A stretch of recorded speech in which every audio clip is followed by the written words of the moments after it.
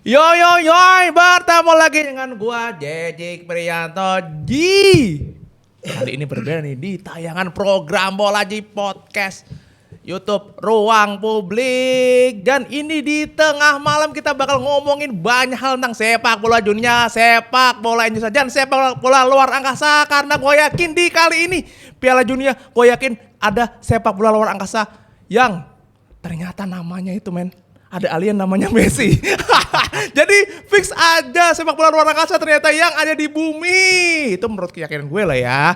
Dan tentunya gue gak sendirian bersama dengan my partner in crime. Indro yang bukan warkop. Jangan lo gak percaya Messi itu Dewa kan? Enggak percaya. Karena musyrik. Ya, dia alien.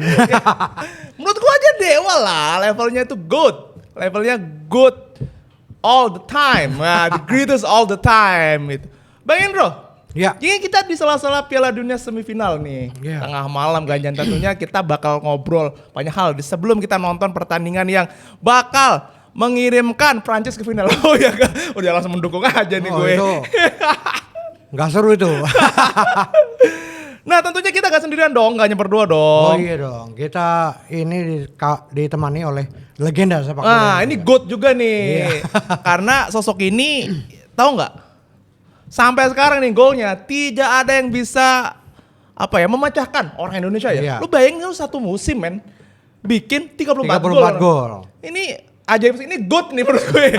Ini no debat gue. Siapa mau debat nih lawan gue di sini? Siapa Bang Indro? Ini ada Peri Sandria. Bang Peri Sandria. Selamat pagi Mas Didi, Mas Indro, selamat pagi, sehat semua ya. Sehat. Pagi coy ini coy. Betul, selamat Ini pagi. baru pertama nih saya nih. Oh iya? Tapi kalau di bulan suci Ramadan kayaknya nggak masalah sih. Weh, kalau ini kan bulan suci Piala Dunia. Iya. Sayangnya di Amerika gitu dong. Nah, Bang Tapi Peri Piala Dunia semakin menarik karena nggak ada Amerika lagi. nggak ada Amerika, Qatar udah dihajar kan. Inggris jiling, oh enggak ya. belum. Belanda. Belum. Belanda kita usir. Penjajah udah hilang. Nipong hilang coy, Nipong daya. Bang Peri. Ya. Ya, sebagai seorang legenda, seorang GOAT ya. Ini kan greatest all the time-nya Indonesia lah. Belum ada level Bang Pamungkas aja gak bisa ngelewatin Iya. Bawa Sawasa juga gak bisa ngelewatin Golnya 34 gol sebelum dipecahkan Om Palius. Gila itu. Gila sih menurut gue. Nah, sebagai legenda dan legenda di tanah Bandung. Ya. Sebagai legenda Bandung Raya, pernah di Persib Bandung. Bang Ferry melihat Persib Bandung ya. Ini gimana sih kok bisa sekuat itu sih Bang? Ya kalau lihat penampilan di Liga 1 Persib dari musim-musim sebelumnya, mereka memang sudah terlihat dia punya materi tim memang sangat luar biasa. Apalagi kemarin dia sebagai juara Liga. Semua pemain ini semua lini baik di bangku cadangan juga semuanya kualitasnya itu hampir sama. Dan di setiap pertandingan mereka juga selalu memenangkan baik di luar ataupun di kandang. Wow. Beda dengan Persib sebelumnya ya gitu loh ya. Gimana Ya. tuh Bang? Beda Bang. Ya kalau Persib sebelumnya kan karena dia berawal dari perserikatan masih banyak pemain lokal dibandingkan dengan pemain asing. Jadi untuk penampilan beda banget dengan yang sekarang. Kalau sekarang memang benar-benar kita lihat permainan Persib luar biasa gitu loh dalam kompetisi di Liga 1 ini. Itu pencapaian yang luar biasa. 2 kali berturut-turut juara Liga. Iya, 3 kali malah sekarang. 3 kali ya. Ditambah kemarin itu Iya. gila sih. Tapi salah satu yang gua notice itu Bang, itu kan ada pelatih Boyan Hodak sampai 3 kali. Iya. Versus sekarang dia udah nggak jadi latih, terus Betul. dia jadi kayak manajer teknik gitulah kira-kira gitu. Nah, di pengalaman Abang ya. Ya. Sebagai seorang GOAT ya, sebagai seorang legenda gitu yang golnya itu tidak terpecahkan. Gue masih nggak bisa berarti satu kompetisi 34 gol itu. Saya juga bingung. Lu gila men, 34 gol. Tidak terpecahkan itu gila sih menurut gue dalam satu game. Dan apalagi sistem pesawat itu masih turnamen ya Bang ya? Iya. Masih turnamen, gak kayak sekarang yang all kompetisi, Kompetisi. yang Home and home away. away, yang Ya. itu memungkinkan itu pertandingan bisa sangat banyak banget. Tapi dulu kita juga memang home and away loh. Kita dulu Iya, juga. tapi secara jumlah pertandingan Oh, kan jumlah jauh pertandingan, iya, banget. benar. Berarti perataan per golnya berapa? Saya itu tim di bawah kualitas di bawah kita minimal saya ambil bisa 2 atau 3 gol. Hat-trick dan brace. Gokil. Kalau lawan-lawan kayak seperti Persebaya, Persib Bandung, Persija, ya 1 gitu. Oh, oke. Jadi Tim-tim memang yang level besar memang gitu ya. memang kesempatan itu saya ambil gitu loh. Dan di sini juga didukung oleh teman-teman satu tim gitu loh. Tidak bisa kerja sendiri. Ini rencananya Rum bilang disuruh di cup doang atau disuruh live? Live aja. Nah, jadi berarti langsung aja lanjut lagi. Terus habis itu kita langsung lanjut. Tadi di record doang. Oke, Oh, oke, iya. aman. Oke, berarti kita akan live langsung. Heeh. Lanjut aja. Oke. Keep going. Nah, berarti tiap game itu minimal 1, wah itu wajib ya? Iya. Jadi semua ada Gila itu. seperti kayak set piece tendangan penalti ataupun tendangan bebas, itu saya yang ngambil gitu. Oh, Jadi udah semua termasuk itu ya? semua diserahin dari teman-teman satu tim, serahin ke saya. Oh, set piece. Ya karena apa? Karena apa? Memang seperti Messi, seperti Mbappe, ya yang sekarang top skor, itu memang teman-teman satu tim tuh pasti supply ke dia. Oh. Pasti ada bola-bola service, pasti dia yang ambil. Karena apa? Pemburuannya juga untuk jadi top skor gitu. Oh, gitu. Itu udah pasti. Pemainnya top skor pasti didukung. Oh, Enggak cari sendiri mah susah mas. Wah, iya. Nah, Bung Peri, kalau Ya. misalnya Bung Peri dulu dilatih oleh pelatih semacam Heng. Boyan Hodak, itu apakah bisa lebih lagi? Kalau menurut Bung Peri? Ya saya rasa Bojan Hodak inilah pelatih yang benar-benar jenius gitu. Nggak ada loh pelatih asing tuh sampai 3 musim dikontrak. Selain Bojan Hodak, setidaknya 1 musim pecat, 1 musim pecat. Apalagi dulu ada peraturan 3 kali nggak menang pecat. Oh iya, saat itu benar. gitu. Iya, itu peraturannya gitu. Dengan datangnya Bojan Hodak di Persib, ini juga membawa aura yang positif ya buat pemain-pemain. Bojan itu bisa menempatkan posisi dia sebagai pelatih dan posisi dia sebagai di luar pelatih. Dan orang yang juga terbuka. Dan untuk memberikan suatu instruksi setiap pemain, dia itu secara individu gitu ya, memberikan saran, memberikan masukan. Terutama di timnya sendiri. Maka dari itu kemarin saya lihat meskipun banyak pemain asing, mereka untuk kekompakan tim mereka sangat bagus banget gitu loh. Berarti kalau misalnya ini nih, gue menarik banget pertanyaan dulu. Berarti kalau misalnya seandainya nih Bang Peri di zaman itu udah ada Boyan Hodak, bisa 40 gol kali ya? Kemungkinan bisa. Weh, 40 goal assist gila itu, gak ada itu. Ya saya juga pengen kembali ke asal lagi gitu, cuma nggak bisa gimana mas ya? Kalau Anda bisa umur dimudahin lagi. Iya. Tapi gimana caranya Bandung bisa menjadi kawah bagi pemain-pemain sepak bola? Sebenarnya Bandung itu banyak talenta-talenta muda, apalagi di usia dini ya, banyak banget pemain yang bagus-bagus. Bukan hanya di kota Bandungnya aja, di pusat. Jadi mereka itu pemain yang punya talenta bagus, ada di Tasik, ada di Ciamis, ada di mana-mana di kabupaten-kabupaten mereka cari gitu loh. Jadi mereka cari, mereka bina, barulah mereka masuk ke tim Persibnya. Susah loh masuk ke tim Persib. Saya aja di tim Persib dulu waktu setelah saya Bandung Raya bubar. Saya di Persib, cuma sayang saya nggak pernah dimainin mas. Umur berapa saat itu ketika pindah ke Persib itu? Ketika saya pindah ke Persib, usia saya 36-37. Oh gitu. iya. Saya nggak pernah dimainin, terus terang mas. Alhasil saya mengundurkan diri, setengah musim saya pindah. Saya pindah ke Persikabo. Persikabo Bogor. Iya, kalau saya di Persib nggak pernah dimainin, Dia ya sebenarnya yang rugi bukannya siapa ya, saya yang rugi gitu loh. ngapain lama-lama di sini? Iya. Ya karena gini, karena waktu Bandung Raya bubar itu semua pemain hampir semua itu di ke Persija. Nah, sedangkan saya dengan Surya Lesmana itu di Persib Bandung. Ya mungkin karena saya seorang figur gitu loh. Jadi tapi seorang figurnya nggak pernah dimainkan, jadi dieremin terus ini. Padahal di Bandung kan Bang Peri ini legenda Iya, lah ya, iya, legenda. iya. Bang, gue jadi penasaran nih Bang. Emang Bandung itu apa ya? Bisa dianggap itu center of, kalau sekarang kita tahu ya Bandung itu emang kawah candra di Iya. mukanya sepak bola Indonesia ya. Bandung 3 kali Juara. Lo tahu Bobotoh, gokil sih. Salut buat teman-teman Bobotoh gitu. Dimanapun berada itu, kalau lo masih berbahasa Sunda, lo Bobotoh dan lo akan dukung Persib. Kemarin beberapa kali kita live reaction itu ada yang dari Jeddah, ada yang dari banyak, wah. Terpujilah kalian teman-teman Bobotoh. Jadi emang sejak dulu Bandung itu emang selain bahwa tadi abang bilang itu talentanya banyak itu, Bandung itu punya ini ya, punya kayak magnet bagi pesepak bola untuk gua main di Bandung deh gitu. Ya saya rasa itu memang magnet sepak bola di Bandung itu memang semuanya pingin ke Bandung. Dulu waktu bicara Dejan Glusovic, Glusovic, legenda itu. Gitu. Dia pilih antara Bandung Raya, Persib, dibuang dari Persija ya.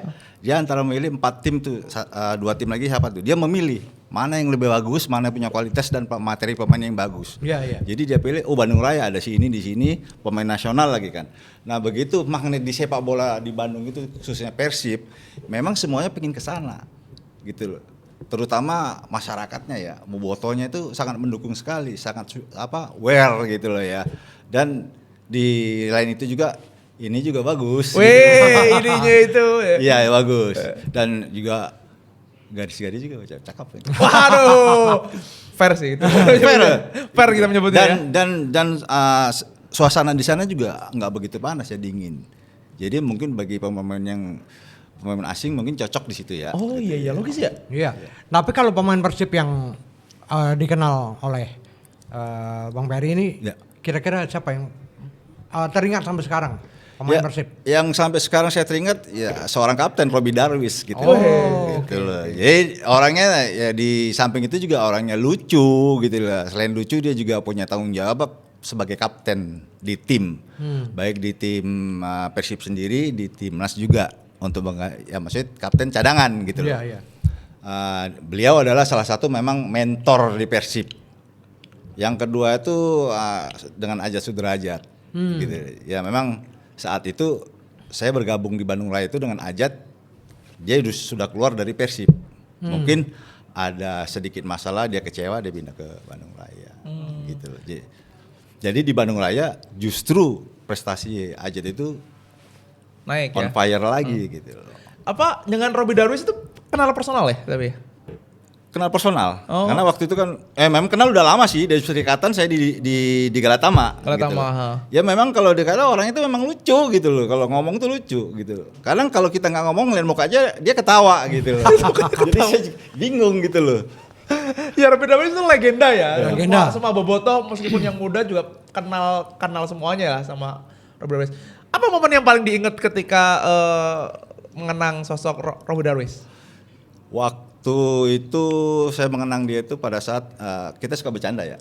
Kalau latihan itu saya suka ngedek dia. Kadang-kadang saya buat dikasih latihan oleh pelatih lari kayak maraton. Karena saya ngelewatin dia nih. Padahal kita sebelumnya udah janji jangan di atas 60% ya, di bawah 60%. Tapi kita sengaja lewatin dia. Dia pasti marah itu. Bahasanya anjir mana katanya begitu. Jadi ketawa ngumpul lagi gitu. Jadi dalam menjalani kita latihan itu kita nggak capek mas, gitu loh.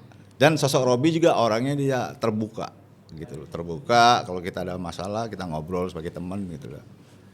Ya enak lah pokoknya. Dan dia asli Bandung ya. Tanah Sunda gitu ya, Iya. seperti halnya Beckham gitu ya. Iya. Selalu Bandung itu selalu punya kayak gitu ya, selalu punya yang sosok asli Iya. hingga akhirnya dia sampai level kapten gitu ya. Dan dia jadi bintang. Kita malah David Beckham lagi. Beckham Putra kan dia sampai level itu gitu ya. Dia membawa jadi vice captain dan dia sosok main Sunda sekarang yang paling paling moncer, paling bahkan di eranya John Hetman juga sebagai salah satu yang paling paling diandalkan. Bandung tadi gua menarik gitu karena Bandung dingin ya kan. Selain bahwa ya cantik-cantik lah, tanah-tanah Sunda ini kan melahirkan, Tuhan itu tersenyum ketika Bandung dilahirkan kan gitu. yang belum ditulis aja lah, Tuhan itu tersenyum ketika Bandung dilahirkan dan melahirkan putri-putri yang cantik di Bandung kan. Itu yang membuat para pemain itu Kalau betah. di Bandung itu yang pastinya harus kuat iman. Waduh, kuat iman. Bang Peri ada cerita gak soal itu? Soal kuat iman di Bandung gitu? Menarik ini. Ya kalau ada cerita sih enggak gitu loh. Ya yang pastinya kalau iman kita kuat ya semuanya udah aman. Karena berpikir begini, saya kerja itu cari uang buat keluarga. Bukan saya kerja itu cari istri lagi enggak gitu loh. Tapi lirik sini mah saya sekali boleh juga. Yang namanya cuci mata dong gitu loh. Level legenda apa beda men? Legenda itu apa gitu? Gua kan di sini only main football men. Iya, gitu iya. Ya. Itulah pokoknya. Kalau lu mah udah aduh, gak yakin Kalau gue. kalau ngelihat rivalitas Persib dengan Persija Ya. itu bagaimana? Kalau rival Persib dengan Persija itu memang persaingan itu memang udah dari dulu Mas, dari zamannya Perserikatan. Sebenarnya di zaman Perserikatan itu ada 4 yang rivalitasnya ini memang sangat luar biasa ya. Persebaya, PSMS, Persija, Persib. Ini luar biasa nih kalau zaman Perserikatan. Ini udah pasti boboto pasti ribut ya, pemain juga pasti ribut. Nah, memang kita rival yang paling sekarang ini yang paling seru ya memang Persija Persib. Sampai sekarang pun kadang-kadang penonton juga kadang nggak bisa balik. Kalau penontonnya Persija datang ke Bandung itu nggak bisa keluar, apalagi waktu zamannya di Jalak Harupat ya. Karena Jalak Harupat itu kan dia punya aksesnya cuma satu akses. Iya. Jadi kalau buat keributan mau bilang apa? Gitu, cuma satu akses gitu loh. Nah, jadi jangan sampai kompetisi-kompetisi ini supporter gitu jangan sampai ada kejadian di Gajayana lagi lah. Ya Allah, gitu. naudzubillah. Jangan sampai lah. Karena juga kita kan udah banyak pemain asing sekarang, pemain profesional dan harus dipatut contoh lah gitu loh. Emang gue jadi penasaran ya. Sebagai orang yang cuma taunya GBLA ya. Bang, atmosfernya Hajar Harupat gimana nih Bang zaman itu Bang? Kalau zamannya saya itu masih di Siliwangi gitu. Siliwangi belum ada. Siliwangi, Jalak belum, Harupat, belum ada iya. GBLA, belum ada Jalak Harupat, belum ada. Oh wow. Ya gitu. Jadi Siliwangi itu lapangan yang memang apa namanya dijaga oleh tentara di sana. Jadi itu lapangan tentara. Jadi setiap kita main tuh mau Bandung Raya, mau Persib itu di situ. Waktu zamannya rumput, sekarang kan udah sintetis. Ya sekarang karena lapangan itu punya melahirkan legenda-legenda di Siliwangi. Akhirnya Siliwangi bukan dibuat kompetisi di situ, ya kan? Sekarang hanya buat umum, gitu loh. Siliwangi ya. Jadi kebayang sih, bobotoh segitu banyak lo datang di depannya. Di situ lahir legenda-legenda seperti Sobur, Hading Hudaya, Ajat, Robi Darwish dan lain-lainnya. Dari tanah Siliwangi. Dari tanah Siliwangi, bukan di Jalak Harupat ataupun di GBL kagak. Wah ini lebih jauh dari yang kami bayangin. Gua kira masih di level Jalak Harupat men. Ya karena belum tahu kan, makanya saya kasih tahu. Di Siliwangi itu banyak melahirkan legenda gitu loh. Jalak Harupat itu pas gua kesana tahun 2000-an itu baru di luarnya juga baru dibangun deh. Jadi belum gitu 2013 apa. Itu masih dibangun. Jadi belum jadi stadion gitu. Nah, mungkin sebelumnya di Siliwangi kan. Ya Siliwangi waktu itu Bandung Raya selalu tahun 94 3 musim lah di Siliwangi ya kita main waktu itu. Setelah itu kita juara, mungkin agak mulai dibangun itu ya Jalak Harupat apa di situ sebelum GBLA gitu. Belum GBLA ya. Cuma yang saya sayangkan masalah Jalak Harupat itu tadi karena nggak dipakai sekarang itu karena aksesnya Mas. Iya, tapi kebayang sih jalan satu gitu ya. Terus kalau ada apa-apa kan, Ya kan lu gak bisa bahaya. ngapa-ngapain lu. Hah? Iya. Ya diem gitu loh. Iya ya. Kalau ada apa-apa benar-benar nggak bisa keluar. Bendera putih Mas. Bener. Bendera Iya sih. putih. Iya sih. Jadi tuh secara safety emang ya sama sekali tidak safety. Iya. Ya lu safety gimana lo dengan jalan satu? Karena ketika kita ke Jalak Harupat ya begitu emang jalannya begitu doang udah satu doang. Iya Emang. satu arah. Satu arah doang itu harusnya kan stadion besar, stadion ya makanya kan GBL dipilih karena dia aksesnya kan bisa kiri kanan kan Iya. gitu. Iya. Itu pun keluar dari stadion untuk ke jalan umumnya itu cuma satu arah aja. Satu arah betul. Ya mau lari kemana kalau kita ada keributan di situ? Iya. Kita bacain dulu nih beberapa udah masuk nih. Oh ya nanya. Ini dari Ahmad, ini Prancis juara. Terus dari Andre, Mbappe. Lah dari Suraji, saat aktif bola siapa role model penyerang yang dijadikan panutan oleh Bang Peri ini? Yang saya jadi panutan kalau bicara Messi dia bukan seorang penyerang, tapi dia seorang gelandang. Oh. Ya kalau bicara Mbappe ataupun Yamal, yang jadi panutan adalah seorang Mbappe. Kenapa di situ Mbappe punya kelebihan, dia punya kecepatan. Dan punya kecepatan, dia punya insting golnya tuh shootingnya bagus banget. Beda sama Messi ya. Kalau Messi memang orangnya memang dikatakan seperti sebelum kita omongin tadi dewa ya gitu loh. Tapi Kalau waktu zaman Bung Peri sendiri, Ya. siapa yang jadi panutan? Kalau saya jadi panutan tuh sebenarnya bukan dari pemain lokal ya. Jadi pemain Jerman. Oh. Nah, siapa? Karls Rummenigge. Oh, Rummenigge. Karl Rummenigge. Jadi saya belajar video dia, saya belajar apa? Seorang striker itu bukan hanya mengandalkan dia punya kecepatan atau shooting, tapi dia harus pintar menempatkan posisi dia sebagai penyerang di depan gawang. Oh. Itulah yang saya pelajari, ternyata ya benar. Saya harus tahu penempatan posisi saya di mana pada saat teman saya punya bola. Oh gitu.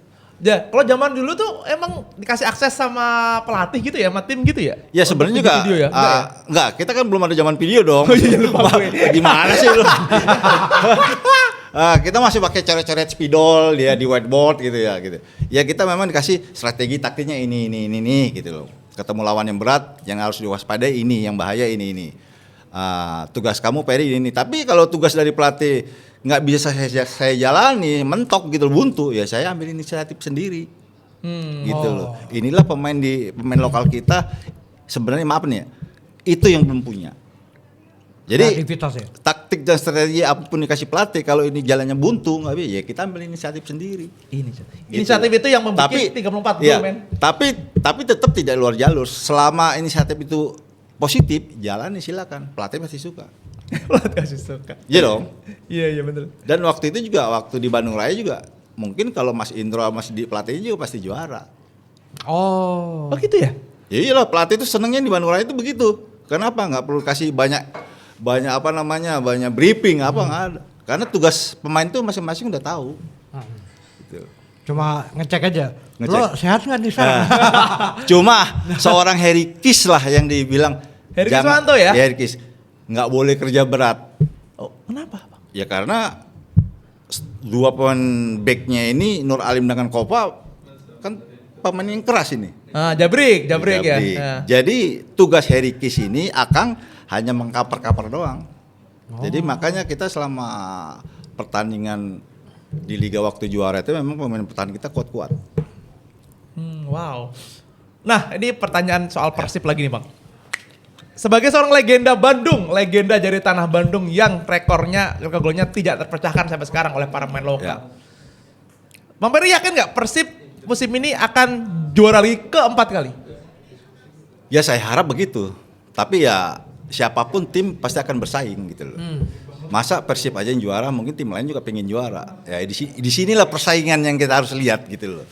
Ya, terutama ya, kita harus lihat dari materi pemain itu sendiri. Sekarang Persib sudah mendatangkan pemain dari Jepang. Ya. Pemain yang sudah ada juga bagus. Tapi memang namanya seorang pelatih, dia kepingin tim ini lebih sempurna. Ya, siapa sih kita di tim itu nggak pengen juara? Ya kan begitu. Tapi lihat juga persaingan di tim-tim yang lain juga. Gitu. Ada STY di Persija, gimana ngelihatnya? Kalau bicara STY kita belum tahu kan. Memang kalau kerja dia di timnas kita udah paham. Tapi kan di Persija ini kita belum tahu. Dan dia juga belum tahu karakter dari pemain Persija sendiri kan gitu. Nah waktu sebelum STY pegang tim lokal, dia pernah bicara buat statement, saya mau ke Indonesia kalau ngelatih timnas. Tapi ternyata dia ngelatih di Liga 1. Ya mudah-mudahan aja ya dipegang STY Persija lebih bagus, lebih baik daripada sebelumnya. Ya benar Mas Di ya? Betul. Gua sebagai netral ini kan ya, meskipun gua Persebaya ya. Lihatnya Persibaya juga bagus sekarang loh nominasinya. Depan gua nih. Ya meskipun memang kurang beruntung aja kali. Gua lebih netral gua. Indonesia muda. Tim lu udah gak ada, Ben. Sama kan Bandung Raya. Sebagai Bandung Raya. Oh, berarti kalau menurut legenda satu ini Persib mungkin akan juara lagi karena STY yang dianggap nih saingannya kan Persija. Mungkin di musim ini masih belum akan kelihatan tajinya gitu. Dan saya juga gini juga Mas, saya juga belum melihat dengan adanya pelatih yang menggantikan John Hodak ini cara dia kerja bagaimana untuk tim. Belum ketahuan ya. Kita lihat aja nanti pada saat kompetisi mulai, kita lihat di pertengahan aja nanti. Oke, menarik nih. Gua seneng ini karena statementnya legenda asal tanah Sunda ini bilang bahwa ya kita lihat nih, tapi kemungkinan STY akan sulit dan Persib mungkin akan laju. Itu kira-kira gitu. Nah, karena udah ngomongin STY pasti ngomongin timnas. Nah, sebelum kita ini mulai kita ngomongin timnas sebentar, Bang. Iya. Kita ngelihat John Hartman. Gimana kalau Bung Peri ini ngelihat pelatihan John Hartman? Apakah memang dia pelatih yang cocok untuk timnas kita, terutama jelang Piala AFF ya? Dari awal kan kita pernah ketemu itu kita ngomongin STY. John Herdman. John Herdman itu kalau saya lihat pelatih yang punya disiplinnya bagus banget dan punya program pelatihnya juga bagus. Meskipun dia bukan pelatih profesional ya ataupun pelatih di klub-klub gitu. Dia hanya pelatih sebagai pelatih akademik. Tapi dia jenius untuk memilih pemain. Contoh salah satu bukti sudah tim Kanada. Tim putra dan putrinya mereka lolos ke Piala Dunia dan mendapat perunggu di Olimpiade. Itu sudah terbukti. Nah, terbukti juga kemarin John Herdman yang menangani timnas kita juga waktu uji coba 2 kali uji coba ya Mas Didi ya. Selebih kita semuanya menang ya. Kalah cuma sama Bulgaria kalau nggak salah ya. Tim yang lebih tinggi ya harusnya. Itu sudah menunjukkan benar-benar kerja dari John Herdman ini benar-benar punya harapan ke depannya gitu. Ya mudah-mudahan di Piala AFF ini mudah-mudahan kita bisa juara gitu loh. Apalagi ada pemain asingnya kita pemain naturalisasinya meski pemain diaspora, meskipun pemain yang kelasnya Eropa itu memang mereka masih nggak boleh dipakai. Ya ini kita harapkan, kita lihat nanti bagaimana sesungguhnya kerja dari John Herdman ini. Tapi kemarin kalau bicara dia punya taktik dan strategi, di situ ada Perdong bisa main di gelandang, main di si Dwitri apa? Donitri. Ya kan yang nggak pernah kita tahu Donitri cuma hanya main di U23 atau main di timnas, luar biasa. Kenapa saya bilang dia cepat beradaptasi dan mentalnya juga bagus. Begitu juga dengan Beckham. Ya awalnya main dia John Herdman ini sangat ini. Karena John Herdman ini dia akan melihat talenta-talenta muda ini di Indonesia. Itu yang akan dia cari gitu. Iya. Jadi nah ini gue nanya soal mental ini kepada legenda satu ini. Ini kan secara mental kan kita nih timnas kan selalu gagal di AFF. Besok kan ketemu AFF nih. Lu bayangin 6 kali lu gagal. Lu 6 kali pacaran lu gak jadi nikah men. Kayak gitu. 6 kali gagal. Kenapa? Ada apa? Dan apakah John Herdman itu menurut Bang Ferry itu bisa menyelesaikan urusan mental kita ini? Saya rasa seorang pelatih seperti John Herdman ini dia punya ketegasan, tidak mau orang lain ikut campur masalah program dia. Dan soal politik juga nggak boleh masuk. Ya sekarang kan di olahraga kita sepak bola politik masuk udah repot urusannya. Gitu. 6 kali loh kita nggak pernah juara. Termasuk saya juga dulu kan namanya Tiger. Iya Piala Tiger. Itu pertama juga kita runner up. Itu Bang Ferry di situ ya? Di situ saya. Pertamanya Tiger yang sekarang AFF itu. Kita main di Singapura waktu itu ya. Waktu itu juara kalau nggak salah itu Thailand atau Vietnam itu. Thailand yang baru muncul-munculnya Vietnam itu gila-gilaan. Nah sekarang mudah-mudahan aja kalau di AFF ini John Herdman yang menukangi, yang mudah-mudahannya ada prestasi dan kedepannya bisa lebih baik. Menarik sekali ya karena ternyata gue nggak ketika ternyata Bang Ferry itu ada di skuad pertama Indonesia yang di Piala Tiger kan yang ya di situ juga ada Fahri Husaini, ada Robi Darwis, termasuk Kurniawan Yulianto gitu. Kurniawan udah tapi masih cadangan ya saat itu Kurniawan ya? Kadang cadangan, kadang main inti.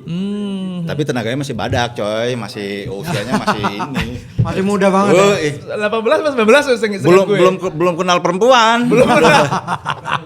Bang, emang godaan terbesar itu perempuan ya, Bang? Di sepak bola ini, Bang? Sebenarnya di sepak bola itu godaan itu sebenarnya sih banyak ya. Ya karena memang karena kita nasihat dari orang tua. Lu kalau sukses hindari namanya perempuan, judi dan minum. Perempuan, judi dan minum itu bagi pesepak bola? Bukan bagi pesepak bola aja, mungkin juga di luar dari pesepak bola, gitu. Ya pasti kalau namanya kita melanggar 3 aturan itu, ya hidup kita nggak akan bener, gitu loh. Tuh, Dad, dengerin tuh. Ya kalau kita hidup, kalau kita hidup di judi, berarti uang kita habis. Kalau kita hidupnya di perempuan, keluarga kita hancur, ya kan? Kalau kita di minum-minuman, apalagi? Nggak ada yang nggak punya pahala, dosa semua itu mah. Dosa semua. Bang Haji Roma Irama judi. Lo ikut lari kan jangan-jangan begitu. Aduh, gua kan lari kagak mungkin juara, podium udah ada yang punya. Nah, apa namanya? Ini ya sebelum kita ngomongin soal Prancis dan Spanyol ya. Kita masih ada waktu untuk gibahin John Herdman nih, gitu ya. Bang, abang kan ngikuti sebagai legenda, ngikuti cukup lama timnas gitu ya. Apa yang membedakan nih timnas era-era Sekarang mah dulu. Voldemort ini Clifford yang nyebelin banget, terus STY dan sekarang Ya. kalau gua sih lihat ada optimisme mana. Bang Berry melihatnya gimana, Bang? Saya kalau melihat waktu zamannya STY, pada STY datang timnas itu masih amburadul. Amburadul banget. Begitu Pertama kali datang ya? Iya, pertama dia datang. Begitu dia bekerja, dia bertahap step by step, itu timnas dibenahi. Disitulah muncul dari netizen apa semua suka STY. Ya karena kerjanya dia itu kan lama, nggak sebentar. Ya setelah lagi prestasi timnas Indonesia bagus mengalahkan Arab 2-0 waktu itu, kenapa STY itu harus dibuang? Kan begitu. Ya mungkin ada sedikit masalah di ini saya juga nggak tahu lah ya. Atau politik tadi Itu yang udah lari Abang pasti ke bilang. politik, tapi saya nggak mau ngomongin gitu loh. Begitu dia keluar masuklah Kluivert. Ya saya nih sebagai mantan pemain dengan teman-teman, kok bisa Kluivert masuk ini? Ini akan lebih hancur lagi nanti ini gitu loh. Bagaimana dia striker sama kayak Abang kan? Ya meskipun dia sebagai pemain legenda, pemain strikernya yang luar biasa, tapi belum tentu loh Mas, dia sebagai pelatih punya prestasi. Ternyata memang dia gak punya CV, dia punya track record dia tuh pegang tim punya prestasi, hancur semua gitu loh. Tapi mudah-mudahan di tangan John Hartman ini semuanya bisa ada perubahan. Nah kalau dilihat kan masalah kita tuh dari dulu tuh masalah striker. Ya. Gimana sih sebenarnya mengatasi masalah ini, Bang? Bang? Memang masalah dari kapan tahu saya juga udah pernah bicara kekurangan dari timnas ini pemain depan. Apakah mereka kesulitan cari pemain depan? Untuk pemain naturalisasinya memang agak sulit ya, karena memang yang dicari memang tapi untuk pemain lokalnya gitu loh. Sebenarnya kalau dicari itu ada gitu loh, di kompetisi itu ada. Tapi karena sekarang di kompetisi kita sendiri hanya 3+8 itu sulit juga Mas untuk cari pemain striker. Jadi maka dimanfaatkan seorang gelandang bisa main striker. Cuma satu hanya Ole Romane yang kita dapat, ya kan? Itu juga Ole Romane kadang-kadang dia tidak main striker karena main di Sayap ya. second striker. gitu loh. Jadi susah. Jadi sini benar-benar John Hartman harus mencari seorang striker. Yang dicari kayak zaman Sintayong, yang dicari itu hanya gelandang pemain belakang. Ya ini kapan mau menangnya gitu. Valid lagi yang ngomong men. 34 gol valid itu coy. Kalau lu yang ngomong siapa? Kalau zamannya saya dulu banyak striker Mas yang dicari Mas. Oh gitu ya. Dulu cari striker ada Bambang Nurdiansyah, cari striker ada almarhum Ricky Yaakob, ada Peri Sandria. Nggak sulit Mas, striker makanya di timnas. Makanya saya dulu di timnas itu banyak cadangan gitu. Bayangin di depan lu ada Bambang Nurdiansyah, ada Ricky Yaakob. Jepang deh gue. Senior. Senior. Kalau kita mau main setoran Jelali deh. Pemain mudanya Kurniawan. Kurniawan lo mau ngapain? Nguntit di belakang ada Rocky Putira CS. Waduh. Tapi itulah dari generasinya beliau sampai ke generasi saya timbullah situ Bambang Pamungkas, Solosa, Kurniawan, itulah generasi. Tapi setelah generasinya Bambang Pamungkas ini udah nggak ada, ini saya lihat belum ada. Iya sih. Ya karena ketutupin oleh pemain pemain asing itu tadi. Iya. Jadi pemain-pemain kayak Ramadan Sananta gitu-gitu itu belum. Kalau Ramadan Sananta sebenarnya untuk kondisi lihat fisiknya itu luar biasa sebagai striker ya, tinggi, besar, fisik bagus. Tapi kemarin tuh John Hartman tuh di uji coba 2 kali dia udah diberi kesempatan. Cuma dia tidak menunjukkan bahwasanya ini kesempatan buat saya ini. Dia nggak bisa ambil itu. Wow. Nah ini valid sekali yang diomongin nih karena ngomongin striker timnas. Striker timnas di era keemasan striker men. Oke, terima kasih. Jalan kampungnya kita ngomongin Persib Bandung sampai ngomongin soal timnas.